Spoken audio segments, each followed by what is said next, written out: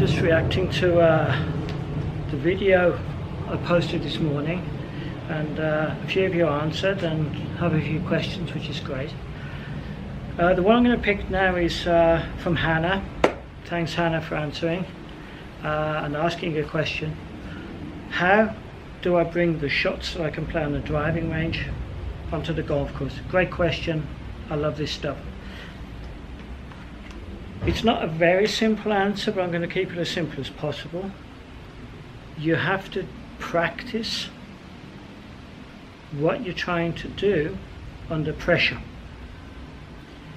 At the end of this video I'll do a short bullet point resume of what we've done.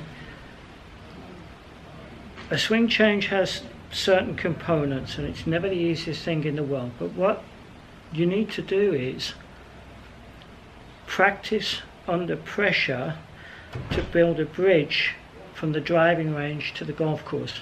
Now, just a thought experiment here. If you can all imagine, all the people watching, you're walking across a plank which is on the ground, which is this wide. Okay, now just close your eyes, imagine walking across it about 10 meters, 10 yards. And you're just walking, it's on the ground, nothing can happen. You walk from one end to the other. Okay. Imagine the same plank raised up 20 meters in the air without any safety harness and rocks underneath. Okay. Now, if you can imagine that in your mind, it's a very uncomfortable feeling. Why? Because the consequences of falling are different when the plank is on the ground. So my answer is this: if you're practicing on the driving range and it's wide open, you don't have any targets and you don't have any consequences, of course it will work. I would say to you very, very specifically, at the weekend, play 9 holes after you've warmed up on the range. So don't warm up on the range, go and play 9 holes. Instead of playing 18 holes, spend 9 holes working on the things that didn't work, but working in a very specific way. I would say let's do this. 10 golf balls, let's say an iron. Take an iron, 10 golf shots. Now, before you hit the 10 balls, let's say 7 iron, guess how many shots you will hit well. How many you hit really badly and how many you will hit okay. Let's say you guess 5 great, 2 terrible, and 3 okay.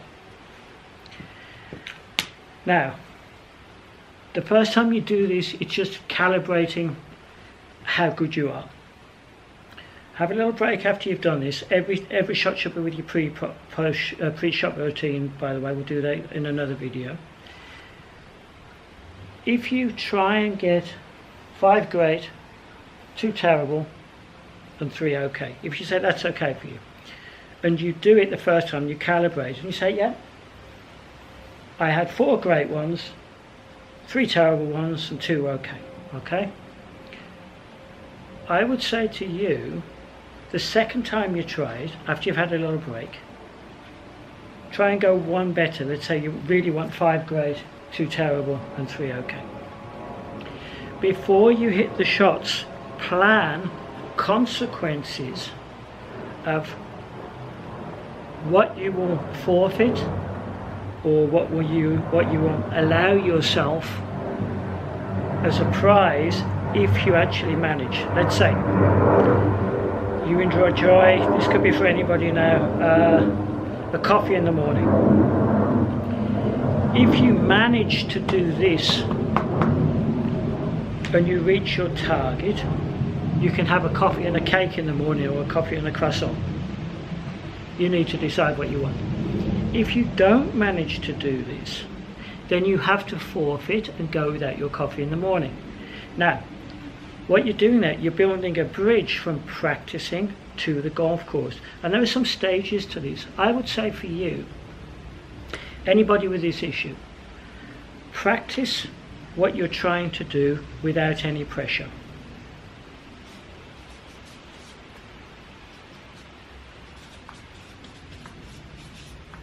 No pressure. Just work on what your pros told you to do, or something you're working on in your game. Number 2,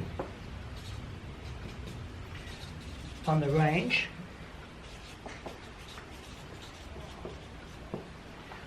with pressure. Make this game the 10-ball game with consequences. Number 3, round. Go on the round on your own.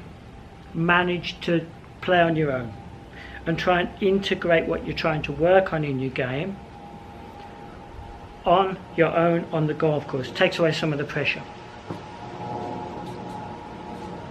The 4th thing I would say, or the 4th step to this, with friends or with family,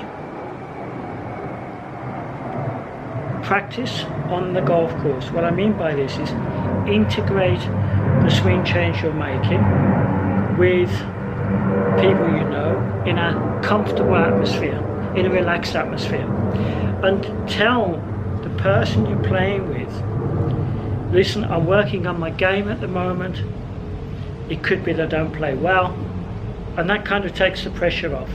Okay, takes the pressure off that you have to perform. The 5th step, I would say,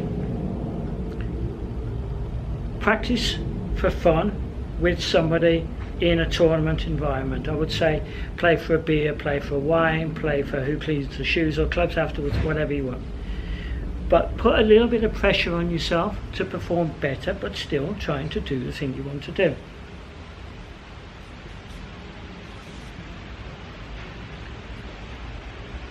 I would then say play a tournament if you fancy it. Play a tournament. So you've gone through now 6 steps without pressure on your own, on the driving range, with pressure on the driving range, the 10-ball game, on the round alone, on the round with friends, with friends playing for something,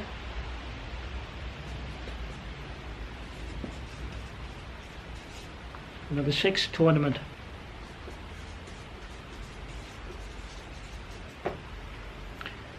This is a great way to integrate what you're trying to work on the driving range and get it to the golf course. We're building a bridge here.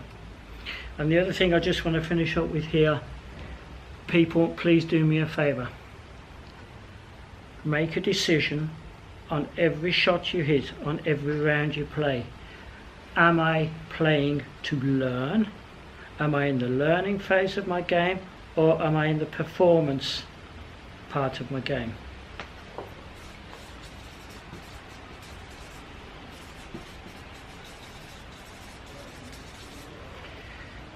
You have to know that you have to differentiate between learning and performing.